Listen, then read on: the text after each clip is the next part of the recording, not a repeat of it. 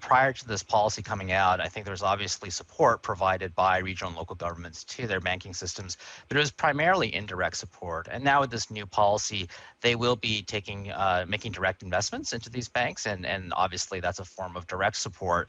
Right now, the program is relatively limited in size. It's about 200 billion RMB, which is about 3.4% of the total capital base of these small and medium-sized banks.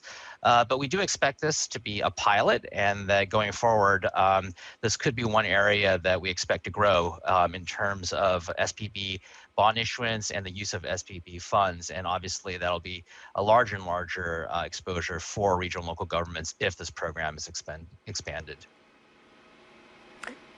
I understand that one of the other approaches and the reason the regulator is wanting the RLGs, so the regional and local governments, to have more say and more control in regional stability, is to improve transparency and to improve corporate governance. But how effective do you think that strategy will be?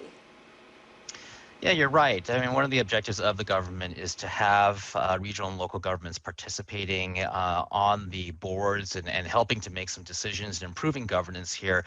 We think that the impact is going to be limited. I mean, for one thing, as I mentioned, the overall size of this program is a relatively small amount in proportion to the total shareholdings or capital base of these banks for now.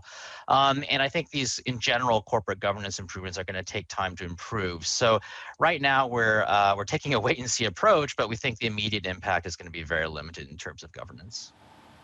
Sure. Gina, I understand that you cannot specifically talk about Evergrande, but given that you are representing Moody's, just want an overview of the situation as far as the bad debt situation is concerned and the kind of pressure that we're seeing in the property sector.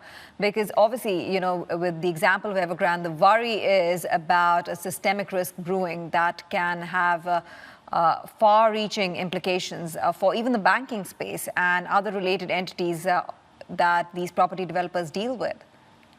Sure. I mean, I think I can't say much about Evergrande specifically, but I think that broadly speaking, this is going to raise pressures for the banking system overall. For these small and medium-sized banks in particular, the direct exposure to large national companies like property companies like Evergrande may be more limited, but we do think that this is already a more high-risk part of the overall banking system.